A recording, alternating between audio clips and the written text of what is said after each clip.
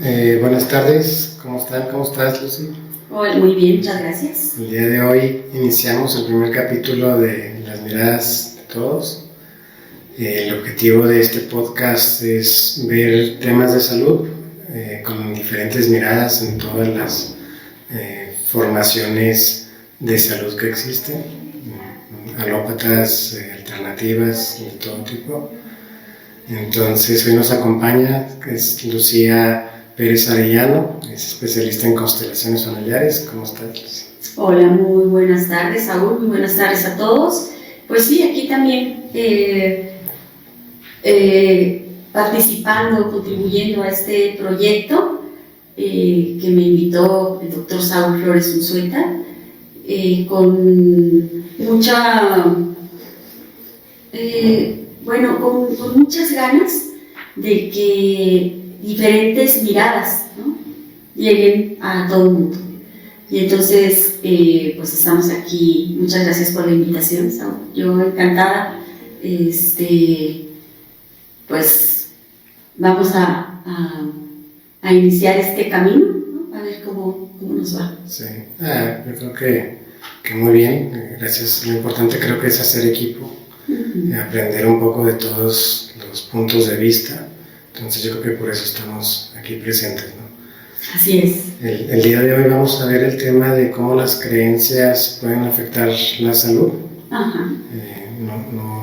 Desde tu punto de vista, ¿cómo ves las creencias? Cuando ves a un paciente, por ejemplo, llega el paciente a la consulta, hay creencias que tienen tal vez de la familia o de algunos aspectos de su salud o de la forma de cómo está en su trabajo, no sé, que puedan afectar su salud. Claro. Bueno, las creencias son muy importantes en la vida de un ser humano. ¿Por qué? Porque las creencias nos permiten una supervivencia, ¿sí? Entonces, todo mundo tenemos creencias. Lo importante es ir dejando esas creencias atrás, ¿sí? En el estado adulto nos dice el análisis transaccional que un adulto no tiene creencias, ¿sí? Un adulto ya está solamente en su vida presente, sin ninguna creencia, porque las creencias te jalan al pasado, porque las creencias te limitan, las creencias distorsionan la realidad, ¿no? Y así eran necesarias precisamente para la supervivencia. Y entonces las creencias te afectan en todos los aspectos de tu vida, no solamente en la salud física. Te afectan en el emprendimiento, en el aprendizaje, en las relaciones de pareja, en las relaciones con los amigos, laborales, ¿no? Porque si yo tengo una creencia de que no soy tan inteligente, bueno, pues me voy a limitar en dar mis ideas, ¿sí? Entonces, si las creencias nos limitan en todo, y por supuesto, las creencias causan emociones. Las emociones pueden causar enfermedades, ¿sí? Pueden causar síntomas. Entonces, cuando llega un consultante, un cliente a la consulta, pues es como en una constelación, ¿no? Cuando alguien mira hacia el techo, está atrapado en las creencias. Si la mirada al techo es como, vamos a decir, leve, pues es una creencia mía, que estoy atrapado en una creencia que se ha formado a lo largo de mi vida, que se creó en la niñez o en la adolescencia. Y cuando la cabeza va muy atrás, quiere decir que esas creencias vienen de los ancestros, ¿sí? Entonces vamos a suponer que un ancestro haya vivido una pérdida muy grande, una tragedia, y entonces tiene que creer que alguien lo está cuidando, alguien le está ayudando o alguien le hizo ese daño para poder con eso, que está con la tragedia, para no sumirse en el dolor, ¿sí? Y poder seguir adelante. O sea, lo voy a tratar de aterrizar como cuando vemos consulta en la parte alópata o médico. O sea, sí entiendo lo que me dices, que una creencia obviamente viene del pasado, o sea, formas o te educas de una manera o creces de una manera desde chico sin darte cuenta en algunas formas de hacer las cosas o de ser las cosas que en el futuro realmente ya no piensas que tú crees en eso, sino lo estás haciendo automáticamente. Así y por supuesto que llega un momento en que puede perjudicar tu salud, ¿verdad? Es algo así más aterrizado en cuanto a algo tan simple, ¿no? Que no nos damos cuenta y ahí está, ¿no? Sí, inclusive en nuestras pláticas siempre sale yo creo, yo no creo. Esa es algo con lo que cotidianamente vivimos y no nos damos cuenta que yo me estoy limitando en la vida porque tengo una creencia. Porque tengo la creencia, por ejemplo, que las mujeres no pueden llegar tan lejos. Sí. ¿Sí? Y entonces esa creencia me va a jalar siempre hacia atrás, me va a replegar para que yo logre una meta. O al contrario, ¿no? Hay personas que creen que todo pueden. Claro. ¿Sí? Y esa es una creencia que te hace avanzar. Okay. Porque en este aspecto que hablas de las mujeres, aquí, cuando viene un paciente a consultar, que yo intento ver las creencias, creo que es una creencia que afecta mucho la salud, sobre todo a las mujeres tal vez, que es en general los papás. Bien, ya van a ser su hijo, está desde el embarazo ya preocupada la mujer, de que tiene que cuidar y dar todo por su hijo. Luego nace y viene el bombardeo de cuídalo así, esfuérzate, darle de comer, y todo eso empieza a ser un estrés a las mujeres, sobre todo creo, que a la mera hora el crecimiento de los niños provoca esa atención sacrificada, por decirlo así, de las mamás, donde primero me levanto, así, para ponerlo en términos sencillos, es me levanto, atiendo al hijo, lo visto, le doy de comer, hasta el esposo lo mando, y hasta muchas horas después me atiendo, se atienden ellas solas. Entonces están perjudicando directamente su salud en no comer bien, en no descansar, en hacer todas las tareas que tienen que hacer, si todavía sí trabajan. Llegan obviamente a consulta a los 40, 50 años ya enfermas con la presión, con la diabetes. ¿Todo por qué? Porque realmente están descuidando y ellos, papás o las mujeres, tratando de pensar que están entregando un amor a los hijos, que es una creencia, estoy dando todo lo mejor a mis hijos, pero con el sacrificio de ellos, ¿no? Claro, porque así es una creencia de que solo así soy buena madre. Exacto. ¿Sí? Y entonces, sí, hay creencias muy, vamos a decir, muy arraigadas, Mira, una de las creencias más fuertes que yo veo en mi consulta es las creencias acerca de la sexualidad. ¿Sí? Hay más libertad, o tiene más libertad el hombre que la mujer, ¿no? Porque todavía en este tiempo la creencia es que la mujer no tiene derecho a tener una sexualidad libre hasta que se case. ¿Sí? Y entonces, aún en este tiempo, todavía está esto muy vigente, ¿no? Y entonces, ¿por qué? Porque esto viene de una realidad en el pasado, de que muchas mujeres morían en el parto, ¿no? Entonces, esta muerte en el parto, pues era provocada por el nacimiento. ¿Quién provocaba los embarazos? Pues el hombre, ¿sí? Y entonces la creencia que se va formando ahí es que ¿y cómo es que hacemos los bebés? ¿Cómo nacen los bebés? Solamente a través de la unión de un hombre y una mujer en la sexualidad. Y entonces esta creencia es el sexo es malo, el sexo mata, o los hombres son malos, los hombres matan, y entonces empezamos a limitar ahí nuestro líbido. Hay un anhelo normal de ir hacia la evolución, ¿no? La sexualidad es un impulso de vida, es una pulsión de vida, y esa se limita, inclusive se restringe, ¿sí? Y entonces, ¿cuál fue el mandato? Bueno, pues que las mujeres no se embaracen, eso es pecado, hasta que se casen, ¿sí? Y entonces, ¿por qué? Pues para proteger la vida. Realmente ese fue el origen de esta creencia, salvaguardar la vida como de lugar. Y entonces, pues sí, seguramente así fue por siglos, ¿no? Y entonces se protegía la vida de la mujer y el rechazo al hombre. Y ahora lo he visto yo en constelaciones, cómo mujeres vienen cargando esta restricción de su, ahora sí, de su sexualidad y de disfrutarla 5, 6, 7 generaciones anteriores. Okay. Infidelidad a estas mujeres por estas creencias que se van creando, pero con el único propósito de salvaguardar la vida. Que ni siquiera es nada más la sexualidad, que lo pones así,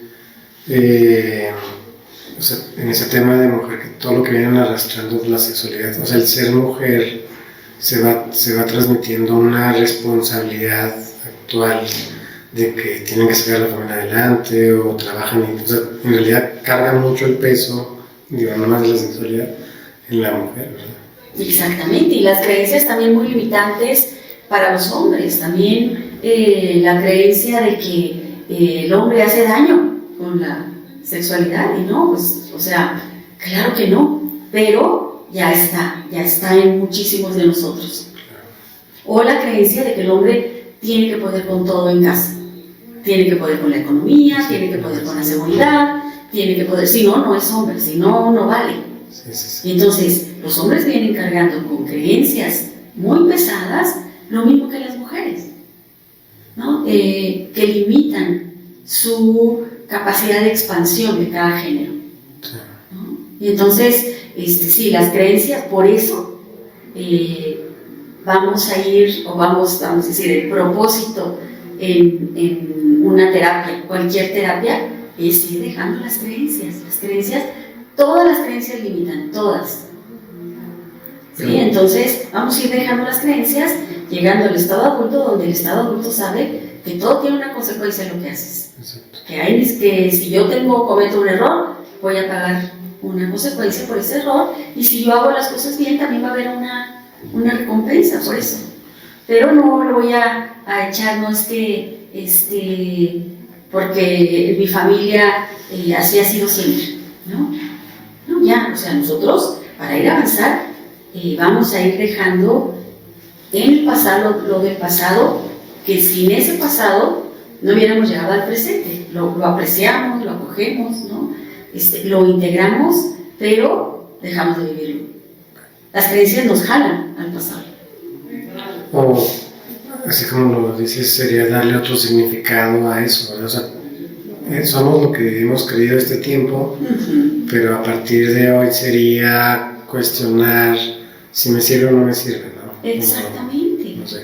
Sí, ¿qué ha hecho en mi vida la creencia acerca del rol femenino? ¿O qué ha sido, cómo ha afectado la creencia del rol masculino? Sí. ¿Sí? Entonces, todas las creencias, bueno, crean un pensamiento, ¿no? Las creencias sobre el dinero. Si yo tengo una creencia de que el dinero es malo, cuando yo pienso en dinero, me causa una angustia porque yo quiero tener dinero, pero es malo. Esa angustia que me causa una emoción. La emoción es biología, ¿no? La emoción me causa un dolor de estómago, me causa un malestar, y entonces esa reacción hace genera energía. Esa energía genera o crea un campo magnético, que es nuestra aura, y ahí nos vamos a ir sintonizando con las mismas, con la misma energía o con la misma vibración de otra persona que también le tiene miedo al dinero, ¿sí? O en situaciones que me causen miedo al dinero, y entonces el dinero no va a llegar, pero por mi creencia, por la emoción que causa esa creencia. Porque, la emoción sería como la defensa o el sentido de supervivencia, ¿no? La reacción a algo que está enfrente de mí, que biológicamente lo voy a vivir porque soy un ser biológico. ¿sí? Y entonces... Que es fe, ¿no? O sea, en realidad, al final de cuentas, creer es fe, ¿no? Porque le hemos tenido tanto fe a nuestras creencias tantos años que dejarla, pues nos provoca una reacción en nuestro cuerpo. Exactamente. Pensar en dejarla. Y entonces, creer nos ha limitado y a la vez ha permitido la supervivencia. Pero ahorita, vamos a decir, ¿de qué me sirve que Dios me va a castigar si tengo relaciones antes del matrimonio? Sí. ¿Sí? De nada. Antes sirvió para salvaguardar la vida de la mujer. Porque que moría en el parto. Exacto. ¿Sí? Pero ahora, pues obviamente eso ya hasta suena así como que, ay, qué tontería. Pero en un tiempo fue vital para la supervivencia.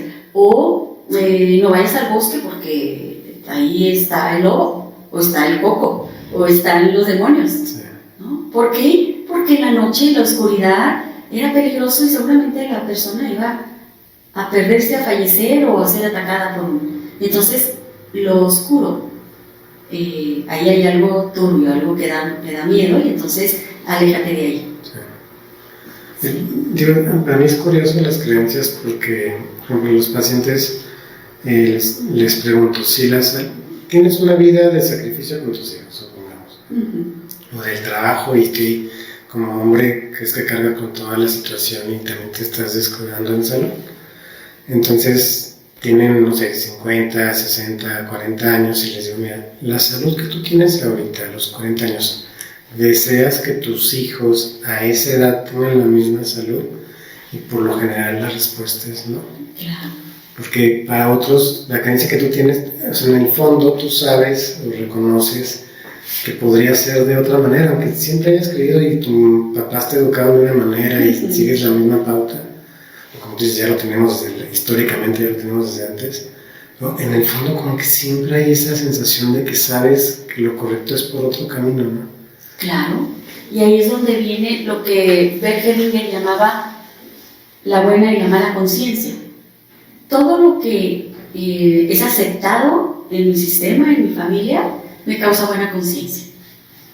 ¿Sí? Por ejemplo, en mi familia, tomar vino es aceptado. Y entonces, si yo no tomo vino, me voy a sentir con mala conciencia. ¿Sí? O en mi familia es aceptado que, no sé, que las mujeres coman junto con los hombres, ¿no? Exactamente. Y entonces, en otra, si yo quiero solamente comer con mis amigas, me va a causar mala conciencia. ¿Sí? Entonces, de ahí nos viene de la necesidad de pertenencia a un clan, de pertenencia a un grupo. Esa necesidad de pertenencia nos va a proteger, vamos a decir, nos sentimos protegidos si pertenecemos a un grupo, y ese grupo dice que, no sé, que los árabes son malos. Y entonces yo también, para pertenecer a ese grupo, yo creo que los árabes son malos. ¿Sí? O si creer en otra religión no es aceptable. O irme a estudiar fuera no es aceptable. Entonces, cuando hay ese anhelo de yo seguir mi camino y de irme a estudiar fuera, no voy a poder, a menos que tenga una mala conciencia un tiempo. ¿Sí? Que me sienta mal porque no estoy haciendo lo mismo que mi grupo de pertenencia. El grupo de pertenencia más fuerte es la familia, ¿no? El sistema. Y hay diferentes grupos de pertenencia, los que me han ayudado a crecer, como por no sé, el grupo del coro del colegio, ¿no? El grupo religioso al que pertenezco, el grupo de básquetbol cuando estaba en la secundaria, o el grupo de amigos, ¿no? Cuando íbamos, que crecimos juntos y que fue una manera de ayudarme a crecer. Cada vez que yo hago algo diferente de un grupo, me siento culpable, y sin que yo me dé cuenta, esa necesidad de pertenencia a ese grupo me retrae de alguna meta. Hace algún tiempo atendí yo a un señor, y uno de sus temas era que se sentía muy culpable porque él era muy exitoso en su profesión, ¿no? Y había sido exitoso apenas como a los casi 50 años. Todo el tiempo no había tenido oportunidades, o las había tenido y no las había aprovechado, en fin.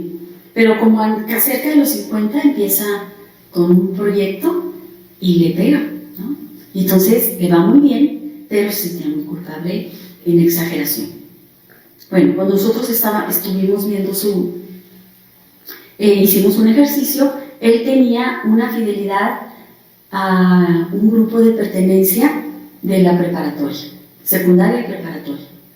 Él creció vamos a decir, estudió en un colegio de puros varones, ¿sí? Y entonces en ese colegio hizo muy buena amistad con un grupo, pero era, haz de cuenta, el grupo de los populares en ese tiempo, okay. ¿sí? De los guapos, de los que todas las niñas querían salir con ellos, y que todo el mundo quería juntarse con ese grupo. Entonces era un grupo muy popular y que todo el mundo quería estar ahí. Y entonces él se hace parte de este grupo, y este grupo, él tenía problemas en su familia, su mamá estaba muy enferma. Y entonces este grupo le ayuda a él como a zafarse de esa situación, o a no pensar en esa situación, porque era importante en el colegio, ¿no? Bueno, ahí estaba su fidelidad. ¿Por qué? Porque este grupo de populares, ahora nadie había hecho nada. Todos los que eran parte de este grupo no habían sido exitosos, okay. No habían caído en las drogas, y estamos hablando de todos, como 10 muchachos. Sentía como culpa por tener éxito porque su grupo de pertenencia no era. Hicimos un ejercicio con este grupo de pertenencia y se liberó, ¿no? Entonces, porque la realidad es que seguimos perteneciendo a los grupos, pero no necesitamos hacerlo igual que el grupo. O sea, sí es muy importante, o sea, ni siquiera nos damos cuenta en la consulta, como eso que mencionas, conciencia buena, conciencia mala. Uh-huh. O sea, sería muy bueno identificar en los pacientes, que identifiquen ellos, ¿verdad? Claro. Pero ser un apoyo en eso para un caminito, para realmente explorar esas conciencias malas, ¿no? O sea, por decir malas, uh-huh. Buscar eso que realmente no estás volteando a ver, que probablemente te ayude en otros aspectos, ¿no? Exactamente. Es decir, por ejemplo, tú como médico, tal vez te has dado cuenta que hay personas que hasta disfrutan su enfermedad, ¿sí? No quieren aliviarse. Sí. ¿Por qué? Porque tienen buena conciencia con alguien de su sistema, o con todo el sistema de creencias de su sistema. Sí. De hecho, me recuerdas una paciente, son dos pacientes, son esposos, uh-huh. Y los dos están siendo atendidos, pero el esposo ya dejó de quererse atender por todo el mundo, quiere estar en cama todo el día, porque tuvo problemas con el hijo y su familia y todo, problemas importantes. Pero el esposo ya no quiere, o sea, se siente ya enfermo y quiere estar encamado y que lo atienda la esposa. Y la esposa se está descuidando por la creencia de que le tocó un esposo al que tiene que cuidar. Okay. Entonces, ahorita que me lo platicas, sí alcanzo, creo que a ver de lejos un poquito del esposo, realmente en que me imagino que debe estar en algún grupo, en algo que haya pasado, que no conocemos, aparte de lo que vivió, ¿verdad? Claro. O sea, está viviendo una situación difícil, familiar, pero en realidad, pues, uno lo ve nada más que se está dando por vencido. Exactamente. Pero quiere estar ahí. Es una buena conciencia, ¿no? Y entonces la buena conciencia de esa mujer es, yo soy como mis mujeres sumisa, ¿sí? Yo me dedico al esposo. Si yo le digo al esposo, bueno, pues tú no te atiendas, ¿sí? Está muy bien, yo lo respeto, pero yo me voy a atender. Pero atiende al esposo, ¿eh? O sea, en realidad está descuidando su salud. Sí, por es decir, atender. está dejando lo de ella por lo de él. Sí, Porque eso es ser una buena esposa. en esa creencia. Exactamente. Y eso la hace pertenecer a su grupo, porque seguramente todas sus mujeres son así, Okay. ¿no? O sea, ya te tocó la cruz. Sí, de hecho es Sí. la frase que utilizó la paciente. Y entonces es tu cruz, cárgala y ¿cuál es? A ver, ¿qué de beneficio hay en tener una cruz y cargarla?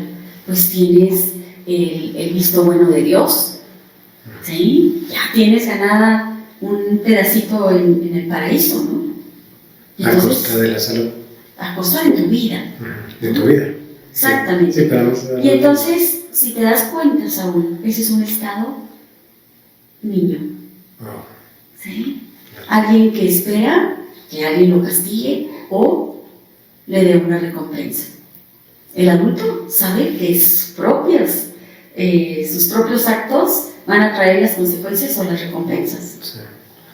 Ahí fallaría cualquier tipo de medicina, ¿no? O sea, por más medicamento, constelación, psicología, nutrición, no sé, o sea, quiero mencionar todas, fallaría, ¿no? Porque el paciente está tomando una decisión de una creencia que no se va a poder quitar, ¿no? Claro, si la creencia es muy fuerte, si la adhesión a su sistema es muy fuerte, va a morir con buena conciencia, Sí. ¿sí? Como en algunas culturas, como el Medio Oriente, que se ponen una bomba, ¿no? Y van y explotan en un lugar donde hay gente inocente, pero lo hacen con buena conciencia porque su grupo familiar se lo pide y además van a recibir una recompensa de estar en el paraíso con su Dios, ¿sí? Entonces lo hacen de verdad desde un amor muy infantil. Todas las guerras y todos los conflictos vienen del estado niño, no del estado adulto. Del estado niño que quiere controlar, que no da su brazo a torcer, que cree que va a salvar al mundo, ¿no? Y voy a salvar al mundo si nos peleamos con aquel, ¿no? Yo les voy a dar la salvación si destruimos a este grupo que hace daño.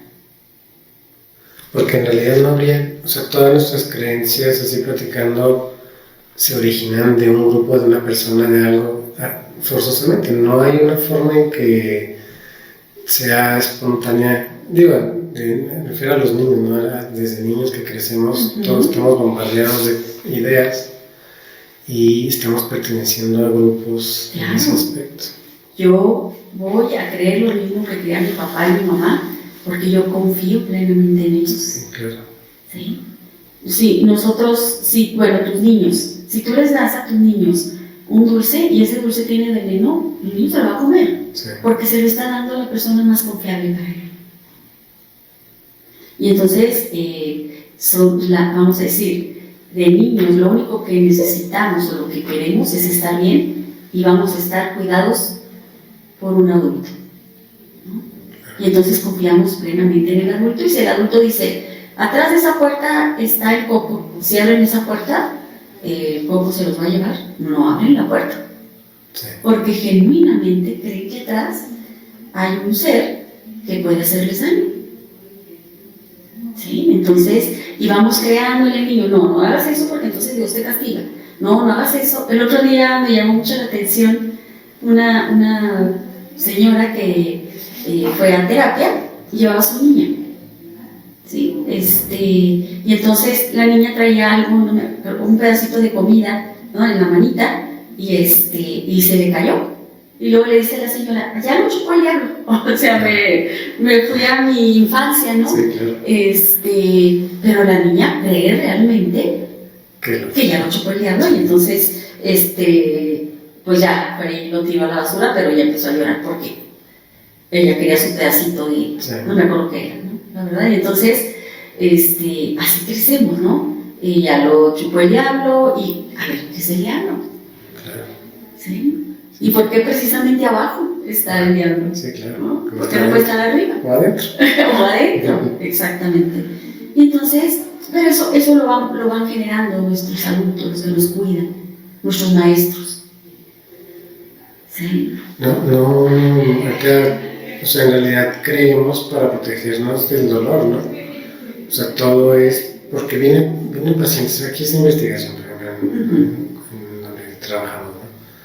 Y investigación como los protocolos esos de vacunas de Pfizer, fase 3 y eso, donde te dan, tú participas en un protocolo y te dan el medicamento, pero a algunos les dan placebo, por ejemplo. Entonces, el comentario, la creencia muy común es conejillo de indias. Estás en investigación, ¿no? Están jugando contigo, cuando en realidad lo que sucede es que siempre ha sido así, por ética, y hay que cuidar, hay que demostrar que sean seguros los medicamentos y que el paciente ya tiene un tratamiento. Si te toca un tratamiento nuevo, pues qué bueno, yo lo veo positivo, porque en realidad, en fases adelantadas, pues tienes un tratamiento nuevo. Y si te toca un placebo, pues tienes un seguimiento médico completo a lo que tienes ahorita antes de ingresar, ¿no?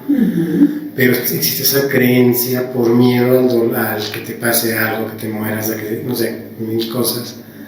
Y por eso a veces ni siquiera quieres ingresar a algo, ¿no? O sea, o atenderte con una persona. Pero viene esta creencia de, en algún lado del sistema, no confíes en la medicina, no confíes en los doctores, porque hay una historia en el sistema que ya está en mi ADN acerca de los doctores.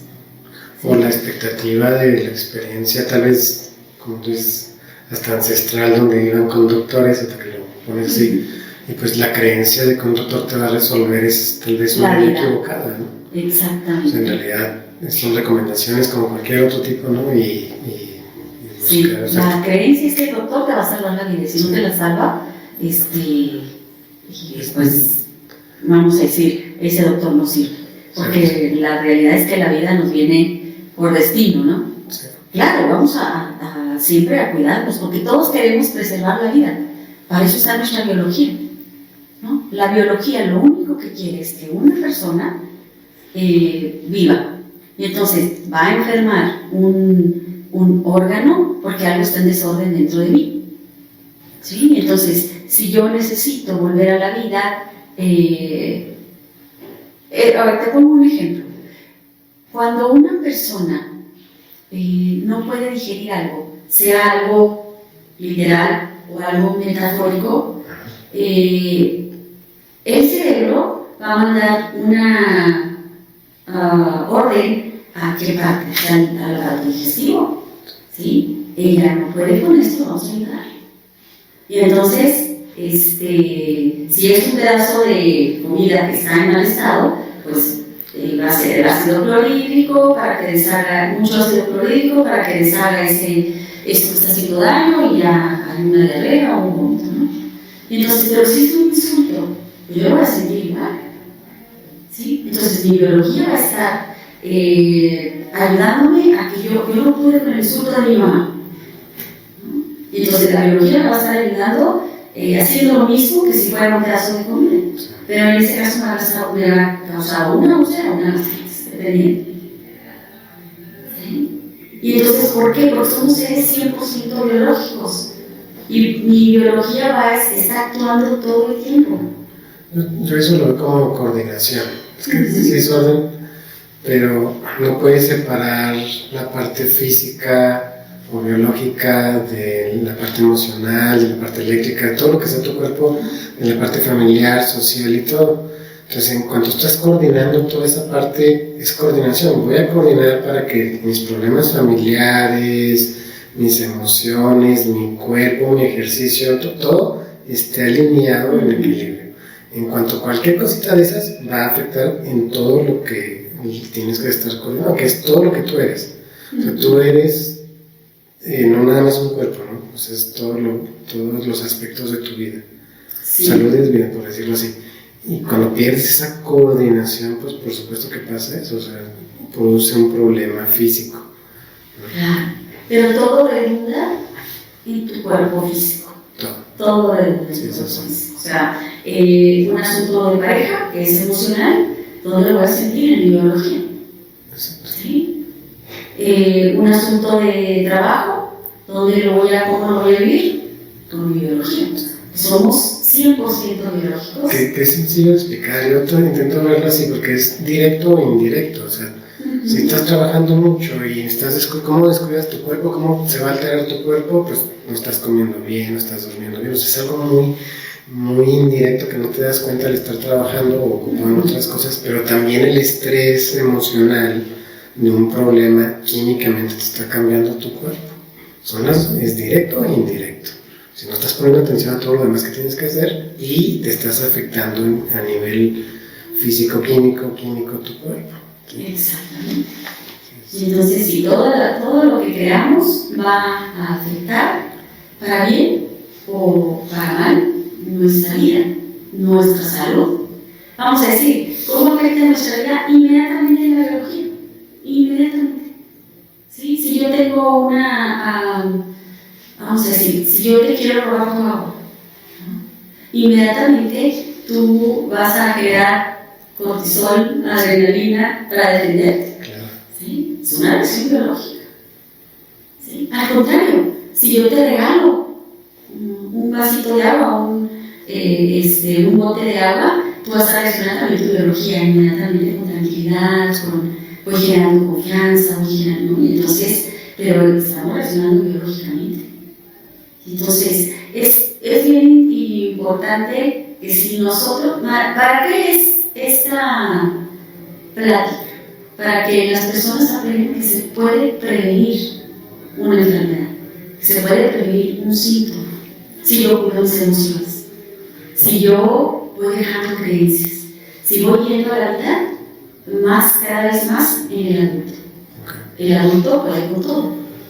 Ahora, muy importante también lo que dices tú, comer bien, ¿no? Hacer ejercicio, dormir bien y realmente escuchar, ver cosas que me hagan bien, ¿sí?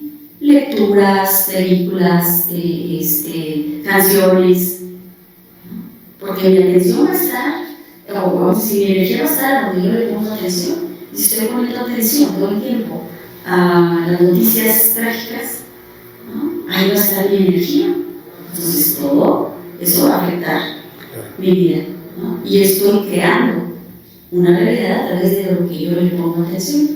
Pero entonces a lo que iba es que si yo estoy viviendo algo muy difícil, ¿no? Bueno, según el doctor Hammer, ¿no? Para que se genere un síntoma, una enfermedad, tiene que haber 4 factores que se conjunten. El primero es vivir algo muy fuerte, fue inesperado, lo viví sola y no hubo solución. Si esos 4 elementos se juntan, hay un bioshock. ¿Sí? Entonces, ese bioshock, hay una situación difícil, llega al cerebro. El cerebro, yo no pude con eso, el cerebro me va a ayudar, vamos a decir, mi biología me va a ayudar a través de lo que el cerebro capta. Y entonces, si yo como bien, si hago ejercicio, si estoy, vamos a decir, moderadamente en una homeostasis emocional, pues realmente no me voy a enfermar. ¿Sí? O va a ser muy bien mi cuenta de mí. Sí. ¿No? Mi cuenta de mí que hubo un shock, que hubo algo que desencadenó un síntoma. Porque he cuidado mi cuerpo, que es mi biología. Sí. Entonces, muy al contrario, puede ser la otra persona puede recibir el mismo shock, ¿sí? Y enfermarse gravemente porque no ha cuidado su cuerpo. Sí, entonces es muy importante cuidar nuestras emociones, pero muy importante cuidar nuestro cuerpo físico. Que nos metemos, que vemos, que escuchamos, ¿no? Que si de verdad ejercitamos o no nuestro cuerpo. Sí.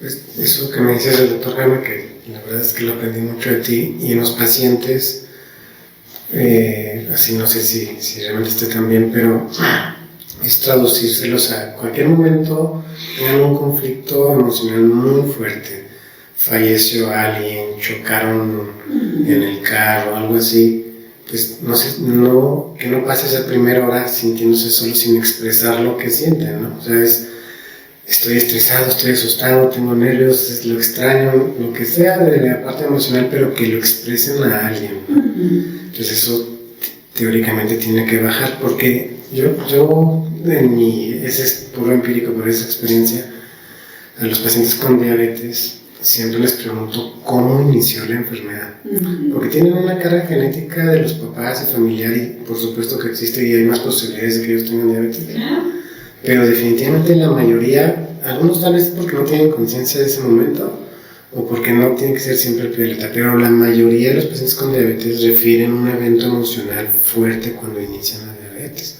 Me secuestraron, tuve un problema económico, familiar, se murió alguien, se murió mi hija, no sé, estos son los que me acuerdo, pero siempre hay un desencadenante así.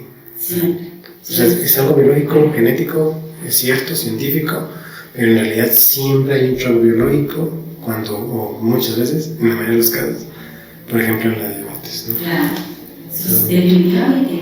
Y eso también, vamos a decir, sí, por supuesto, mi mamá tuvo diabetes, ¿no? Y entonces pues, yo soy más tendiente a tener diabetes que uno que su mamá haya tenido. Sí. Pero estoy repitiendo también los bioshocks del transgeneracional. ¿Sí? Para que haya una diabetes, desde el punto de vista sistémico, ¿sí? Mínimo 3 generaciones atrás tuvo que haber algo muy trágico. ¿Sí? Y que si yo no lo sé, no lo volteo a ver, vamos a decir, voy a vivir lo mismo trágico. O una tragedia, no la misma, pero una tragedia que también haga que mi páncreas trabaje, ¿no? Que mi páncreas haga el trabajo. Porque, a ver si te lo entiendo así, que me lo has explicado, hace 3 generaciones pasó y transmitió genéticamente ese riesgo, por decirlo así, a los demás familiares, ¿verdad? O sea, a las siguientes generaciones. Sí. Y por supuesto que tiene esa predisposición a esa tragedia, por decirlo así, ¿no? Si lo explico de esa manera. Sí. Ahorita hablando precisamente de esa parte genética, en los, ¿qué serían? ¿Fueron a final de los 80 cuando se descubrió el genoma humano? Sí, se describió más, empezó más. Ok, entonces cuando se descubrió el genoma humano. Sí, hasta el 2000 fue realmente que ya se describió la totalidad de cada uno de los genes, ¿sí? O sea, el páncreas ya está aquí, todo eso, ¿sí? Exones, intrones, pero o sea, se empezó desde los 70s, 80s a describir, pero se terminó el genoma hasta casi los 2000. Casi. Ok, bueno. Cuando los científicos, que fueron los científicos, vamos a decir, occidentales, ¿no? Los estadounidenses, junto con algunos ingleses, holandeses, ¿no? Cuando descubren ese genoma humano, lo descubren en el 1.7% del ADN, ¿sí? Y entonces, ese 1.7% pues es estático y ahí está toda la información, es una maravilla, ¿no?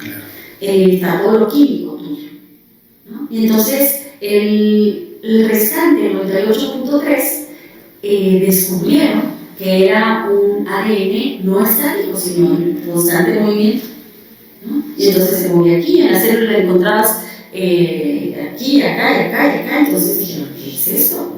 Y este grupo que descubre el genoma humano dice, esto es ADN basura, lo importante está aquí, ¿sí? Y entonces, este ADN basura que ellos dejaron de estudiar, lo estudian los rusos, ¿no? Porque los habían dejado fuera, ¿no? Y entonces, liderados por un científico grandioso, Pierre Garayev, ¿no? Ellos estudian este ADN ondulatorio, ¿no? Muy que se mueve, y se dan cuenta que ese movimiento, ese ADN, despide fotones, ¿no? Entonces esos fotones, a la hora de proyectarlos en sus aparatos maravillosos, está la proyección del ser vivo realizado, es decir, del ser vivo adulto, del ser vivo en su parte más, más floreciente, ¿no? Entonces, dicen, a ver, ¿cómo es esto, no? Entonces, aquí está el embrión, un embrión humano, ¿no? Ese embrión humano, cuando se proyecta su foto, sus luces, se proyecta, ahí es el adulto. Y entonces, ellos descubren, le llaman ADN holográfico, ¿sí? Y ese ADN holográfico, ellos descubren que ahí está toda la historia emocional y será mental, psíquica de esa especie, de ese ser, ¿no? Y entonces ahí está todo lo que los ancestros pudieron gestionar. Pudieron gestionar la migración, pudieron gestionar un desastre natural, pudieron gestionar cambios. Entonces, ya lo tengo yo también, esa capacidad de cambio, ¿no? La resiliencia para vivir algo, pero hay cosas que no superaron, pérdidas, miedos, precauciones, desconfianzas, también están en mí. Sí. Y entonces, por eso, todos los bloqueos de mis ancestros los voy a vivir yo, hasta que me dé cuenta que lo puedo hacer diferente, ¿no? En este caso, pues puede ser a través de una constelación o a través de otras terapias, o simplemente a través de tomar conciencia, de una toma de conciencia en el presente, ¿no? Esto cambia y transforma mi ADN, y transforma exactamente el ADN de los anteriores y el ADN de los posteriores. Sí.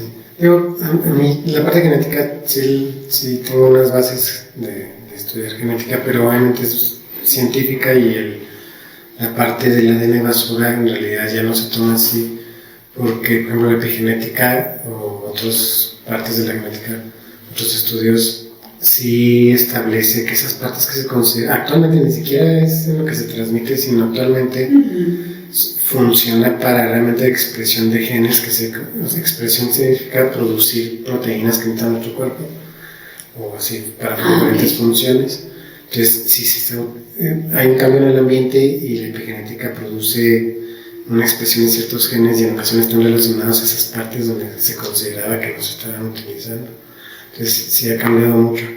Pero es muy lógico pensar que se está transmitiendo la parte emocional. O sea, ¿no? Si el ADN tiene la codificación de nuestro cuerpo, pues por supuesto que somos un todo y no nada más una parte física, ¿no?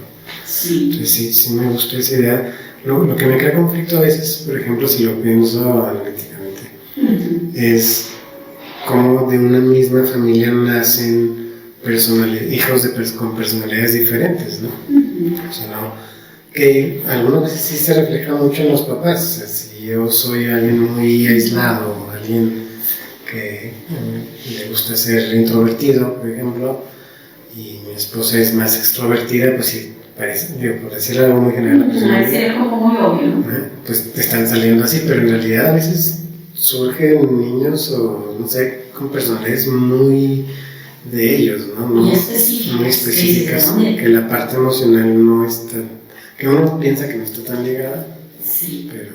Mira, el otro día tuve una consulta de una señora que tiene asuntos con el dinero, ¿sí? Inmediatamente que tiene dinero se lo gasta y además no le llega tanto como ella quisiera, ¿sí? Entonces trabaja mucho, recibe no tanto, pero eso que recibe inmediatamente lo gasta, ¿no? Y aquí se me hizo muy interesante, ahorita al final vas a saber por qué. Porque bueno, ella, cuando yo estoy haciendo el ejercicio para ver qué es la dinámica que está sucediendo, surge algo de información y le pregunto yo que si ella tiene parientes o tuvo parientes militares. Entonces ella dice, no, pero mi tatarabuela se vino de Italia precisamente huyendo de la Primera Guerra Mundial. Y entonces, ella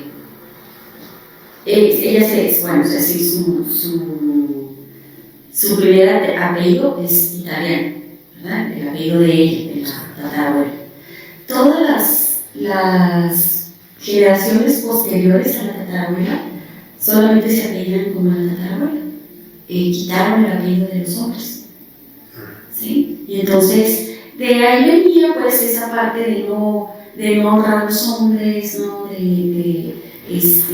Esa parte que no puede tener el dinero.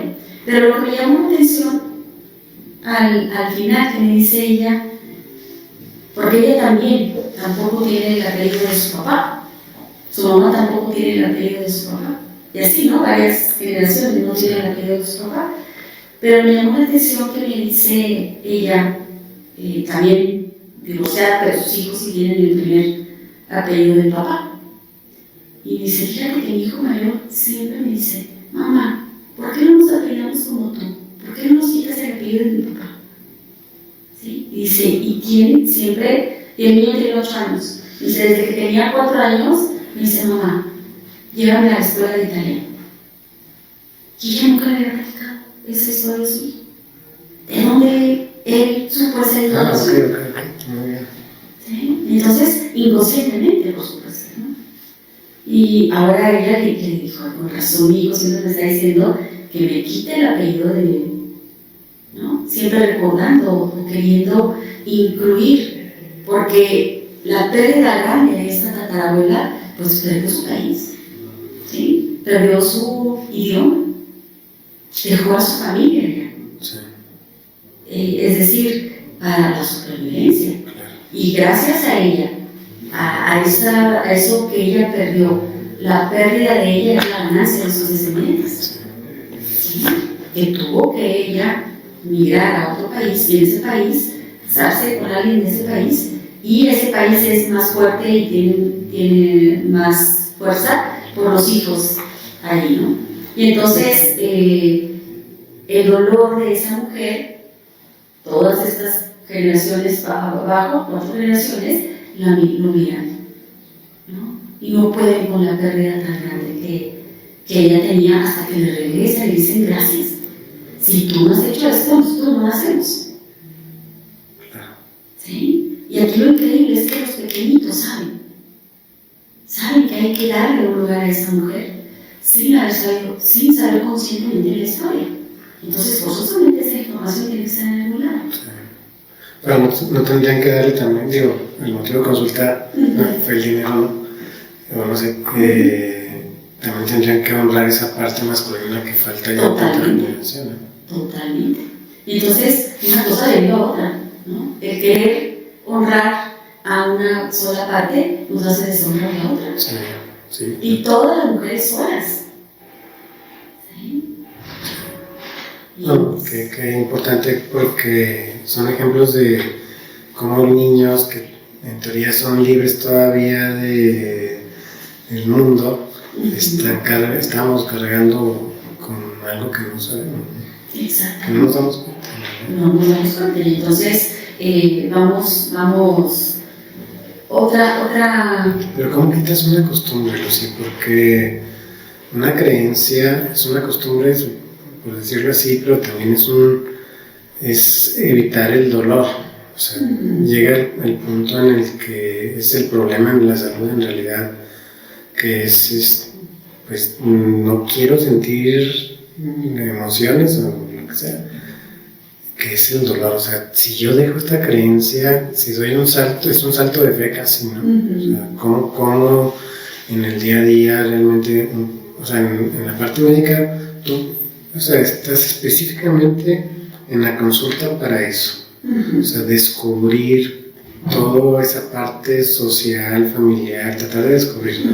O sea, es del paciente también, sí lo entiendo, pero en la parte de acá, de este lado, donde viene el paciente por una enfermedad física, y si no nos damos cuenta que realmente llevan años o generaciones cargando con problemas sociales, emocionales, familiares, lo que sea, y no le ponemos atención, pues en realidad no estamos haciendo nada con el paciente, pero el paciente es como ese ejemplo de la señora que sigue con su esposo, cuidándolo, o sea, cómo lograr un estado de salud equilibrado en esa paciente que no es de uno, sino cómo va a lograr ese paciente realmente decidir que está afectando una creencia hasta religiosa con ella, cargar la cruz para ella, o sea, cómo mejorar ahí ella misma eso, ¿no? Ok, aquí lo que podría funcionar en el caso de un médico alópata, porque pues obviamente en el caso en mi caso, que soy terapeuta, pues exactamente, hay maneras de hacer el cliente cuando va a una terapia es porque ya está muy desesperado. Nunca vamos para prevenir, ¿estás de acuerdo? Sí, claro. Siempre vamos para arreglar algo, una pérdida, un rompimiento, una carencia, etc. Pero cuando llegas a un doctor, pues no vas con esa conciencia. Tú nomás quieres que te quiten el dolor de estómago, o que te ayuden con la diabetes, o que te ayuden con el dolor muscular, etc. Entonces ahí es más difícil. Pero aquí lo que ayuda, porque muchas personas, la mayoría, desafortunadamente, no te van a poner atención a eso. ¿Sí? Es decir, ay, doctor, ¿por qué se va por ese lado? O porque, o muchas personas sí, ¿sí? Pero no vas a alcanzar a que tome conciencia. Pero tu actitud es lo que puede cambiar a un paciente, ¿no? ¿Cuál es la actitud? De honrar profundamente la historia de ese paciente, sin decir una palabra, ¿sí? Honro lo difícil de su sistema, honro el amor con el que se entrega al esposo, ¿no? Y eso sí puede generar un cambio. Eso sí puede generar un cambio sin que tú digas una sola palabra. Claro, hay pacientes a los que a lo mejor te toca ver más y pudieras irles, vamos a decir, haciendo conciencia de que si no cambias ciertos hábitos o ciertos pensamientos, seguir enfermo. Sí. No, pues en lo personal no puedo ver yo un paciente si no, o sea, si viene por descontrol de algo, pero antes de eso, o sea, sí lo escucho, pero antes pongo mi forma de hacer lo que es ver la parte emocional y el equilibrio, la coordinación de todo lo que tiene que hacer y las emociones, porque siempre, en la mayoría, no todos, siempre sale algo, es que sí, con mi hijo, es que sí. Entonces cuando tú pones esa parte de dedicarle ese tiempo a escuchar al paciente, porque en realidad es escuchar al paciente, muchos sí creo que lo toman en cuenta para poderse externar. Sí, pero ahí estás teniendo una actitud de empatía, es tu actitud en la que lo está cambiando. Sí. No sé, un gran porcentaje, no sabría cuánto, me atrevo a decir, no sé, un gran porcentaje de doctores no hacen eso. No hacen eso. No miran al paciente con todo un contexto en su vida, un contexto familiar, un contexto social, un contexto cultural. Sí. ¿No? Entonces lo ven como que, bueno, es una persona que no se cuida o que tuvo un descontrol, que toma mucho vino, porque toma vino, ¿verdad? O que come mucho carbohidrato, o que no hace ejercicio. Pero es que también hay que ver la creencia de uno como médico, cómo escogimos la profesión y qué creencia tenemos al estar enfrente del paciente, ¿no? Porque otra vez, en el fondo, estamos viendo al paciente y nos estamos dando cuenta que no se está controlando de alguna enfermedad crónica, diabetes, depresión, pero sabemos que nos está platicando el paciente indirectamente que trae problemas, o no duerme, no sé, muchas cosas, pero ni siquiera le estamos preguntando. Entonces, esa es la creencia que tenemos de nada más darle un medicamento al paciente, y eso es lo que se dedica un médico, o realmente tomarte una hora de tiempo para cada paciente. En realidad, sí es una creencia de cuestionar, como en la parte médica, yo diría, qué tipo de medicina quieres dar a tus pacientes, ¿no? ¿Qué tipo de medicina quieres tú ejercer? Estás hablando de ti, no estás hablando de la creencia general de cómo se hacen las cosas en general. ¿Qué tipo de medicina quieres practicar? Ok, tú tienes esa conciencia. Hay médicos que no tienen esa conciencia, pero sí tienen un gran respeto por su profesión. Sí tienen unas ganas de verdad de sanar a otros. Y eso ya ayuda al paciente, ¿no? Cuando un médico es entregado y verdaderamente ve a una persona enferma, aunque no tome en cuenta sus emociones, ¿sí? Pero ve a una persona enferma y quiere ayudarle, esa actitud ya está ayudando. ¿Por qué? Porque me está dando a mí, me está respetando y yo ya estoy cambiando, estoy confiando en él. Y esa confianza en él o en ella me está haciendo mi sentir mejor. ¿Sí? Porque me está viendo con respeto y de verdad me quiere ayudar. Por eso digo que la actitud... Simplemente tienes razón. Entonces, simplemente la actitud de que el paciente sienta ese... Sienta respetado, esa empatía. Esa empatía. Sí, ya es suficiente, ¿no? Para que el paciente se sienta mejor, ¿no? Y además va a decir, sí, claro que confío en él. Y claro que esa medicina que me da, yo ya le estoy poniendo la confianza a la medicina, pero le estoy poniendo la confianza al doctor que me la está dando y me va a ayudar porque me va a ayudar. ¿Sí? Si yo no me siento respetado por el doctor, si ni siquiera me volteé a ver, si no me preguntó mis síntomas y lo único que está pensando es cuántos pacientes me faltan, ya estoy muy cansado o pues ya me quiero ir a mi casa o quiero ir a echar unas cheves y no estoy presente con el paciente, pues seguramente no se va a ir. Que eso pasa en todas las medicinas, ¿no? O sea, no nada más es de los alópatas. Estamos hablando de porque hicimos el ejemplo es la de persona que realmente está dando de sí. La actitud mía de respeto hacia la otra persona cambia, la persona que sea, ¿no? Y a lo que yo me dedique, no importa. Cambia cómo interactuamos. ¿Sí? Si yo me siento respetada, voy a respetar. Si yo me siento respetada, voy a confiar. Sí. ¿Sí? Y el otro se va a sentir, bueno, confía en mí, yo confío en ella, y entonces se va a dar una mejor solución a que si yo no respeto, ¿no? Sí. Cualquier cosa a lo que me dedique, ¿no? A vender o a hacer un servicio, ¿no? Sí. Eso es lo más importante de la actitud. Por eso te digo, la actitud ante otro ser humano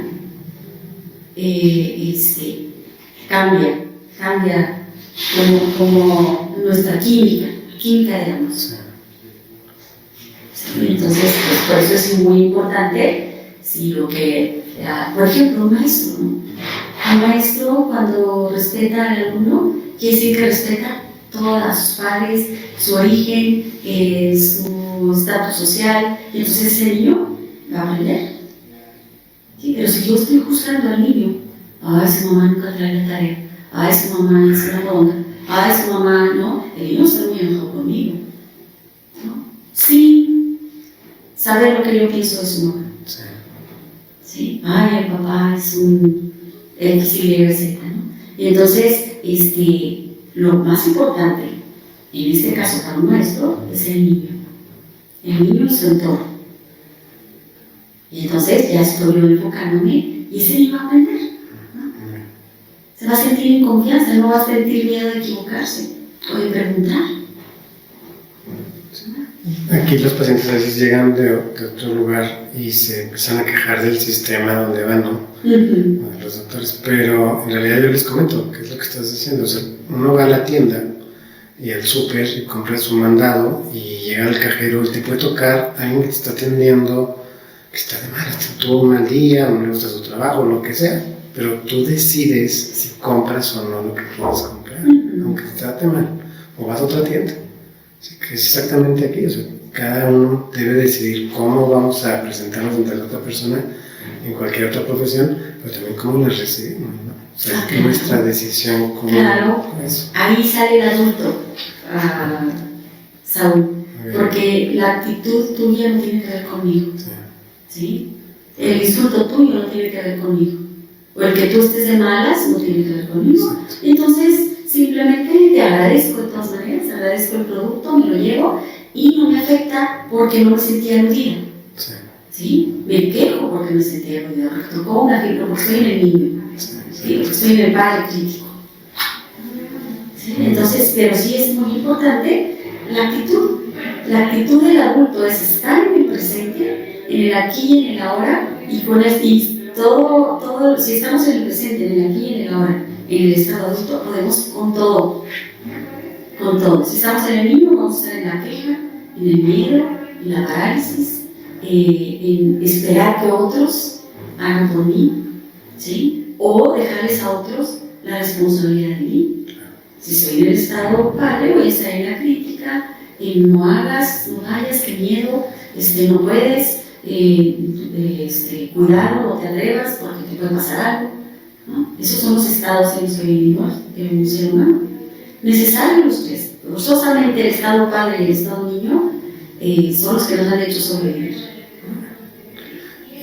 Y para terminar, yo creo que el tema de creencias y salud, que es en general, si nos están escuchando pacientes o terapeutas, médicos, ¿qué crees que sería como, no sé, en algunas palabras, cómo realmente observar nuestras creencias o qué tendríamos que hacer con nuestras creencias que realmente nos hace tener cierto tipo de vida y realmente ver esa parte, por ejemplo, de conciencia mala, conciencia buena? ¿Cómo que les Bueno, lo que podemos hacer cada uno es hacer consciente que lo que yo crea no tiene que ver y no es la verdad completa, ¿sí? Y que lo que el otro crea tampoco tiene que ver con la verdad. Es decir, esto es una creencia que me ha limitado o que me ha ayudado, pero es solo una creencia, no es la realidad, no es la verdad, ¿sí? Y entonces pues vamos tomando conciencia de que lo que el otro piense y lo que yo piense, vamos a decir, viene de una historia. Puede ser inclusive de mi historia de niña, ¿no? Desde niña hasta mi edad adulta, hasta la edad que tengo. He generado creencias por mis vivencias, ¿sí? Y entonces, pero no, yo ya no tengo 5 años, ya no tengo 5 años para creer que mi bienestar depende de alguien más. Ya soy un adulto para saber, no creer, que el bienestar depende de mí, sí, o el malestar. Entonces, ok, en mi familia se ha creído a lo largo del tiempo y de las generaciones que las mujeres no son tan hábiles como los hombres, ¿no? Yo dejo esa creencia, ¿sí? Y no para demostrarle a alguien, sino para saber que yo puedo, si no nazco con una habilidad, pero sí puedo generarla, ¿sí? Y entonces me gustó mucho una vez una entrevista que le hicieron a Osvaldo Sánchez, ¿sí? El portero de la selección. Sí. Y entonces él empezó en las Chivas, sí. ¿Sí? Y entonces en una entrevista que le hicieron, mira, yo la estaba escuchando, solamente no sé bien qué, pero él dijo que uno de sus entrenadores, cuando él era muy jovencito, le dijo que mejor se dedicara al fútbol, ¿no? Porque era pésimo, ¿sí? Pero su sueño era ser portero. Y él no se la creyó. Él tal vez no nació con esa habilidad, pero se hizo el mejor portero, sí. De México. Claro. ¿Sí? Y entonces, obviamente, no es igual para él que para Memo Ochoa, que ya tenía la habilidad. Sí. ¿Sí? Pero si él se la cree, esa creencia lo hubiera limitado a lograr ser el mejor en su momento, en un momento dado, el mejor portero de México. Sí, muy bien. No, es un gran ejemplo que nos estás dando. Sí. No por Osvaldo, sino el generar tu propia futuro en las creencias, ¿no? Exactamente. Es importante. Y me llevo eso, la verdad, siempre aprendo de ti, Lucy, y sí me llevo, tanto a mí para voltear a ver qué grupos he pertenecido y pertenezco, ¿no? Es importante, me llevo mucho eso. Y agradecer al grupo. Exacto. ¿No? Pero yo ahora, con mucho respeto, a donde están ustedes, yo lo hago diferente. Sí. Y es salir de la zona de confort también me llevo, porque esa conciencia buena que nos mencionaste y voltear tal vez esa incomodidad de voltear a ver esa conciencia mal y decir, bueno, vamos a ver qué pasa si hago esto, ¿no? Si me permito sentirlo. Sí, me permito sentirlo. Que es incómodo, probablemente, pero que vale la pena, ¿no? Claro. El crecimiento nunca es cómodo. Sí, exacto. Y en los pacientes también voltear a ver esa parte, conciencia, bueno, ya lo voy a decir así, conciencia buena y mala, para intentar ese apoyo de conciencia a ellos, ¿no? Creo que vale la pena. Y si hay pacientes que sabes que son muy rejegos, que no permiten, pues tu sola actitud va a cambiar. Exacto. Y tal vez la próxima vez que venga, ya te escuche más. Sí, sí, muy bien. Muy bien. Muchas gracias y bueno, pues es todo por hoy. Sí, muchas gracias. Gracias. Hasta la próxima. Sí, nos vemos pronto.